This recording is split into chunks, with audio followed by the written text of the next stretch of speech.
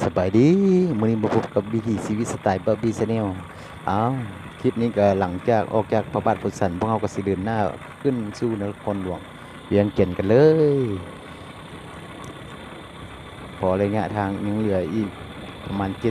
70กว่าลักตอนนี้ก็มาฮอดบ้านเล่าค่า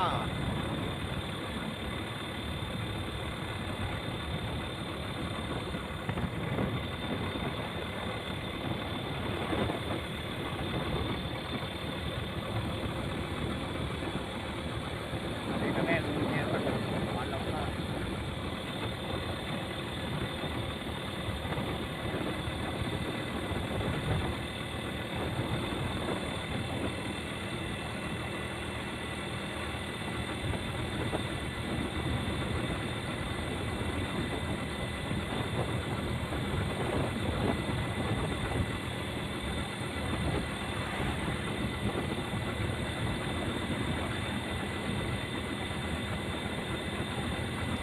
การเดินทางครั้งนี้ก็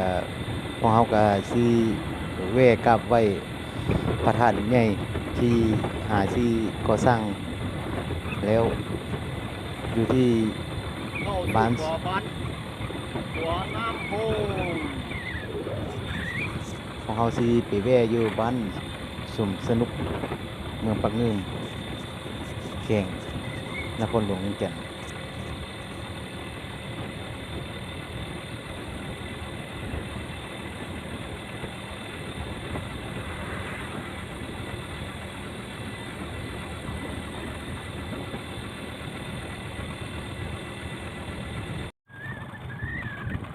อันนี้ก็แม่น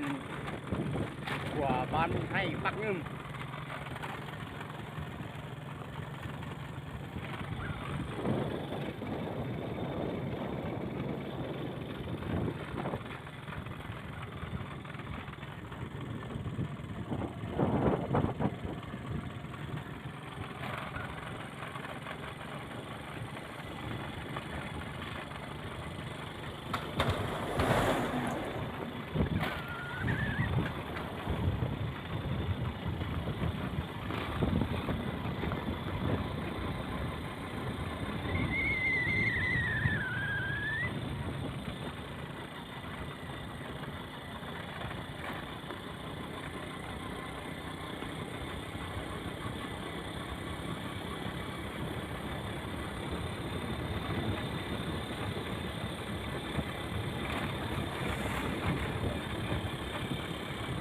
อันนี้ก็ตลาด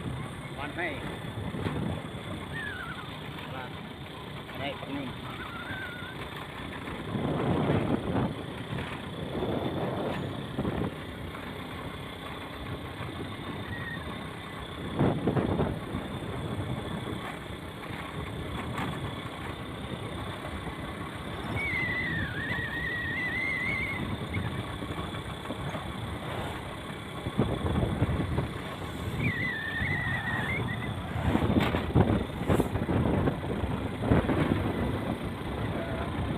มน้ำมัน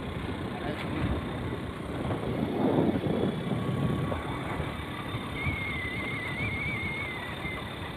อันนี้ก็บ้านสวนแคมงึม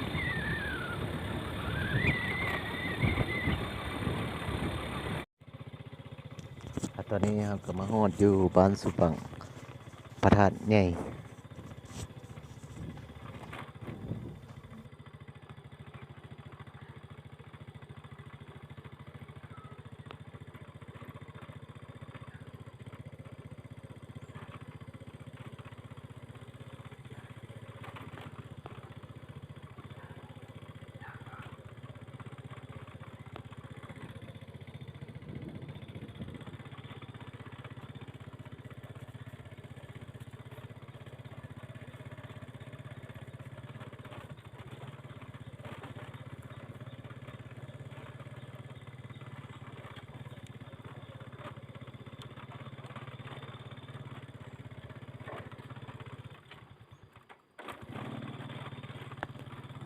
อันบาร์บี้ก็สิ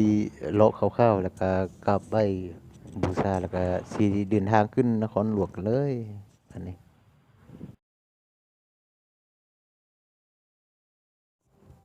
หลังจากขึ้นฮอดนครหลวงแล้วก็แวะกลับไหว้เจ้าแม่สีเมืองวัดสุกใหญ่บัดนี้ก็หลังจากออกจากนั้นก็สิไปเลาะ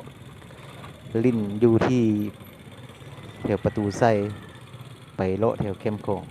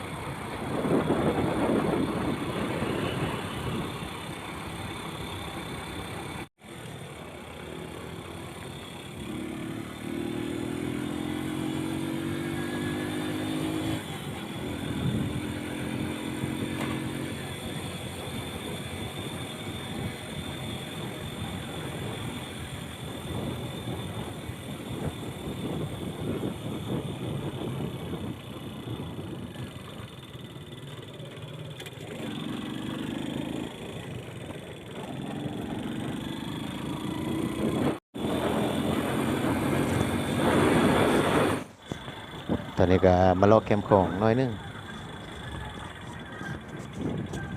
อันนี้ก็เส้นทางเข้มของ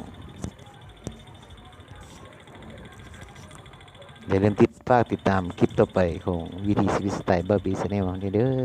อ